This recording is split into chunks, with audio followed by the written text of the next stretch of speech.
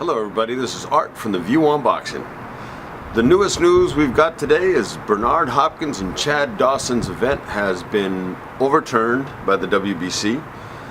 It's considered a no contest, so that means Bernard Hopkins is still the champion.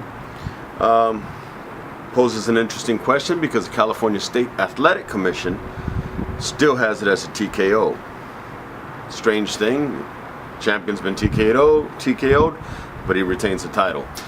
Boxing is getting ridiculous. Boxing is definitely in need of an enema. But, let's look at what it was. Bernard Hopkins can get under your skin. There's no doubt about it. That's part of his plan. He tries to get under the skin of his opponents, so he antagonizes his opponents quite a bit, as he did with Chad Dawson. Maybe Chad Dawson needs to understand that that's part of the plan in boxing, that's part of the game, and he shouldn't become so emotional.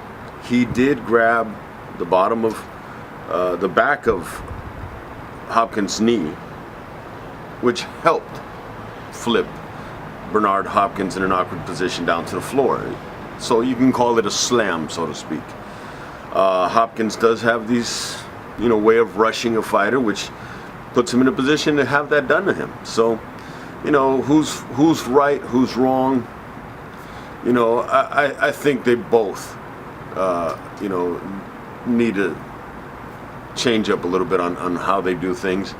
Bernard Hopkins himself, the warrior aspect, the hard man aspect, the Philly aspect, he should have got up, pain and all, and kept fighting.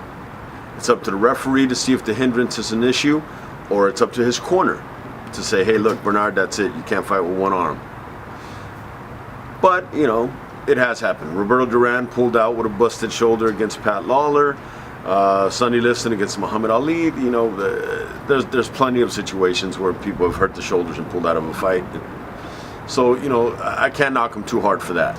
It's a little hard to fight a guy like Chad Dawson with one hand. I mean, this is a credible, tough young man. It is what it is. The reports on the shoulder that it was separated, so he definitely has a significant injury.